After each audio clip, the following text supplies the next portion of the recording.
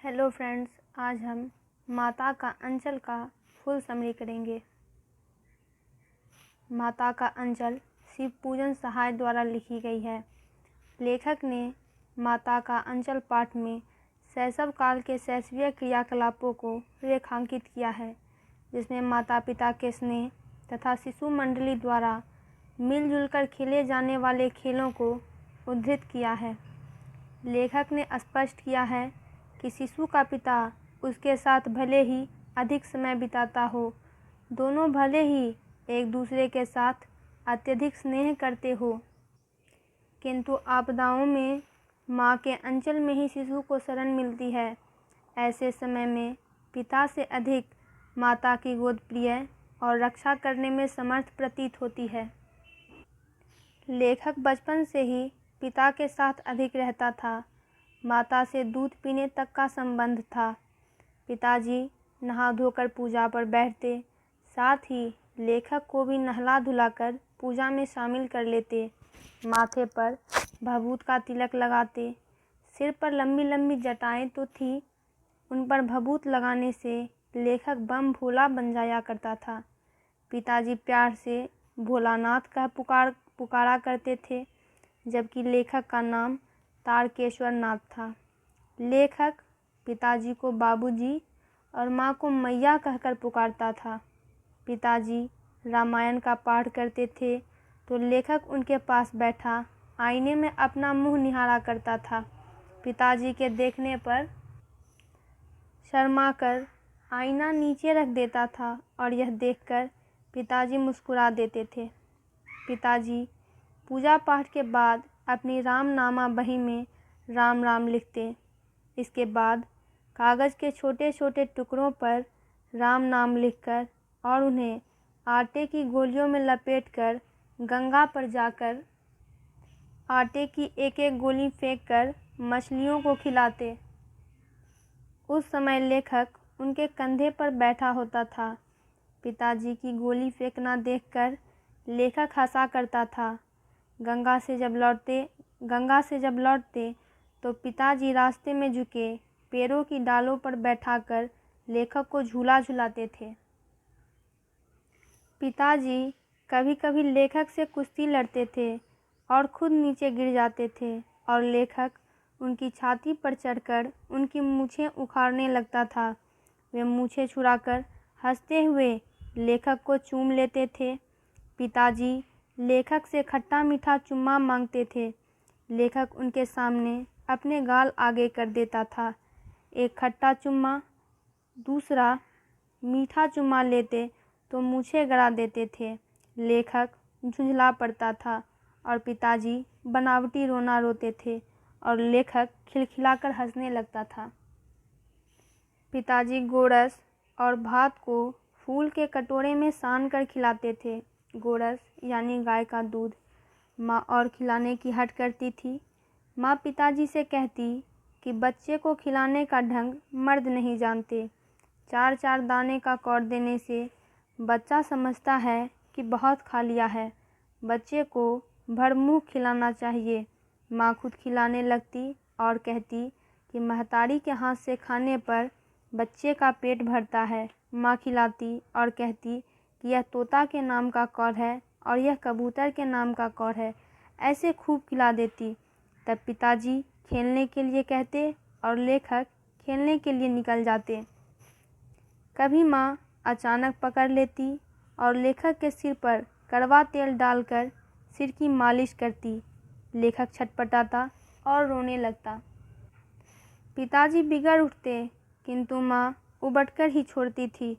फिर माथे पर काजल की बिंदी लगाकर चोटी गूंथती, चोटी में फूलदार लट्टू बांधती और रंगीन कुर्ता टोपी पहनाकर कन्हैया बनाकर तैयार करती और लेखक सिसकता रहता।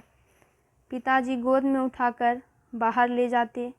जैसे ही बाहर आते और इंतज़ार करते हुए बालकों के झुंड को देखते तो उस वक्त लेखक सिसकना भूलकर पिताजी की गोद से उतरकर बालकों के झुंड में मिलकर खेलने लग जाता और तरह तरह के नाटक करने लग जाता।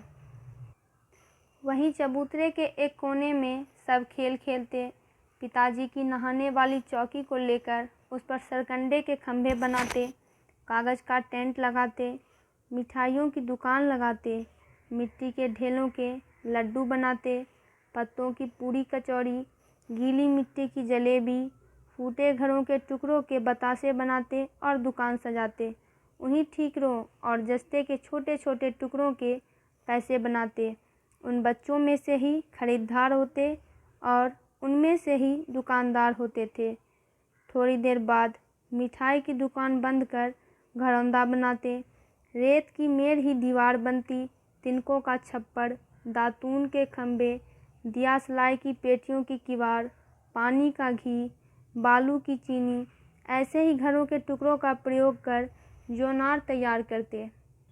जोनार यानी भोज।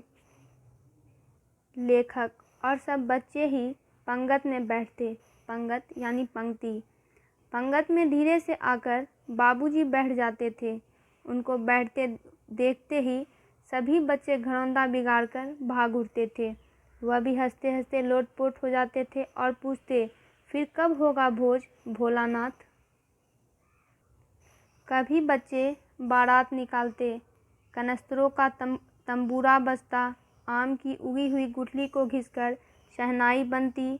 उन्हीं बच्चों में से कोई दूल्हा, समधी आदि बनते थे।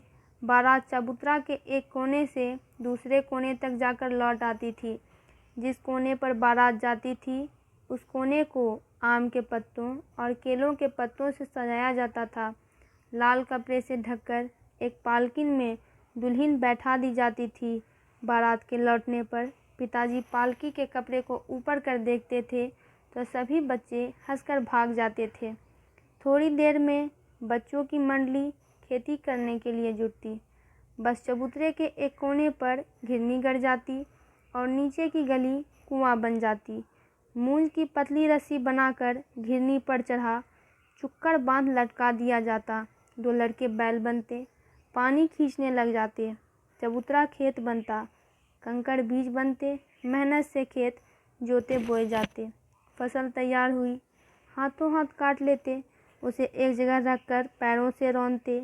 मिट्टी के बने कसोड़े से उसे ओसाते। मिट्टी के बने दियों के तराजू बनाकर तौलकर राशि तैयार कर देते। बाबूजी पूछते, इस साल खेती कैसी रही भोलानाथ? सभी बच्चे राशि छोड़कर भाग उठते। इस तरह खेल खेलते देखकर बटोही भी रुक जाते थे। अगर किसी दूल्हे के आगे पालकी को देख लेते थे तो खूब जोर से चिल्लाते थे, रहरी में रहरी पुरान रहरी, डोला के कन्या हमार मेहरी। एक बार ऐसा कहने पर एक बूढ़े वर ने सभी बच्चों को बहुत दूर तक खदेड़ कर ढेलों से मारा था। उस खूसट खब्बीस की सूरत लेखक को अब तक याद है। ना जाने किस ससुर ने वैसा जमाई ढूंढ निकाला था। वैसी शक्ल का आदमी बच्चों ने कभी नहीं देखा था। एक बार जोर की आंधी आई और सब बच्चे आम के बाग की ओर दौड़ चले। आकाश काले बादलों से ढक गया। मेघ गरजने लगे, बिजली कौंधने लगी, ठंडी हवा सनसनाने लगी, पेड़ झूमने लगे और ज़मीन को छूने लगे। सभी बच्चे चिल्ला उठे, 1 पैसा की लाई, बाजार में छितराई, बरखा उधरे बिलाई। लेकिन वर्षा न रुकी, मूसलाधार वर्षा होने लगी। सभी बच्चे पेड़ों की जड़ से सट गए। थोड़ी देर में वर्षा थम गई। वर्षा थमते ही बाग में बिच्छू नजर आए। सभी बच्चे डरकर भाग चले। उनमें से एक बालक बैजू ढीठ था। सभी बच्चे भागे जा रहे थे। संयोग से रास्ते में मूसन तिवारी मिल गए। बैजू ने चिढ़ाया और कहा, बुढ़वा बेईमान मांगे करेला का चोखा। सभी लोगों ने भी उसी के सुर में सुर मिलाते हुए चिल्लाना शुरू कर दिया। मूसन तिवारी सभी लोगों के पीछे दौड़े और सब अपने अपने घर की ओर भाग चले। उनके न मिलने पर तिवारी पाठशाला गए और वहां से गुरुजी ने उन्हें पकड़ने के लिए 4 लड़कों को भेजा। जैसे ही वे सब घर पहुंचे वैसे ही 4 लड़के आ धमके। बैजू तो भाग गया, लेकिन लेखक पकड़ा गया। गुरुजी ने उसकी खूब खबर ली। बाबूजी को जैसे ही पता चला वे पाठशाला दौड़े चले आए। लेखक को गोद में उठाया, पुचकारा और लेखक ने रोते रोते आंसुओं से बाबूजी का कंधा तर कर दिया। वे गुरुजी से प्रार्थना कर लेखक को घर ले चले और रास्ते में साथी लड़कों का झुंड मिला। वे जोर से नाच और गा रहे थे, माई पकाई गरगर पुआ, हम खाए पुआ ना खेलब जुआ। उन्हें देखकर लेखक रोना धोना भूल गए, बाबूजी की गोद से उतर गए और लड़कों की मंडली में मिल गए और एक साथ मकई के खेत में घुस गए और चिड़िया उड़ाने लगे। एक भी चिड़िया हाथ नहीं आई। उन्हें चिड़िया उड़ाते देख गांव के आदमी हंसते हुए कहने लगे, चिड़िया की जान जाए लड़कों का खिलौना। फिर कहा, सचमुच लड़के और बंदर पराई पीर नहीं समझते। एक बार टीले पर चूहे के बिल को देखकर सभी बच्चे बिल में पानी उलीचने लगे। उससे चूहा तो निकला नहीं, सांप निकल आया। बच्चे डरे और रोते चिल्लाते भाग चले, जहाँ तहाँ गिरे। सारा शरीर लहूलुहान हो गया, पैरों के तलवे कांटों से छलनी हो गए। लेखक घर की ओर भागा। बाबूजी ओसारे यानी बरामदा में हुक्का गुड़गुड़ा रहे थे। उन्होंने बहुत पुकारा, पर लेखक ने माँ की गोद में शरण ली। लेखक उनके अंचल में छिप गया। माँ सब काम छोड़कर रो पड़ी और भय का कारण पूछने लगी। कभी अंग भरकर दबाती और कभी लेखक के अंगों को अपने अंचल से पोंछकर चूम लेती। वे बड़े संकट में पड़ गई थी। झटपट हल्दी पीसकर लगाई। लेखक सांसा करते हुए माँ के अंचल में छिपा जा रहा था। घर में कोहराम मच गया। सारा शरीर कांप रहा था, रोंगटे खड़े हो गए थे। आंखें खोलना चाहते थे पर आंखें खुल नहीं रही थी। लेखक के कांपते हुए होठों को देखकर माँ रोती और बड़े लाड से गले लगाती।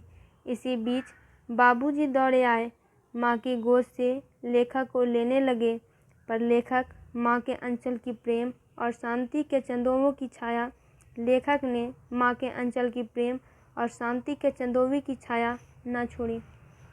तो दोस्तों, माता का अंचल का फुल समरी कंप्लीट हुआ। दोस्तों, इससे रिलेटेड वीडियोस के लिए चैनल को सब्सक्राइब करें और वीडियो को लाइक और शेयर करें। वीडियो कैसी लगी कमेंट बॉक्स में ज़रूर लिखें और आप इस चैनल पर इंग्लिश, हिंदी, सोशल साइंस के वीडियोस देख सकते हैं।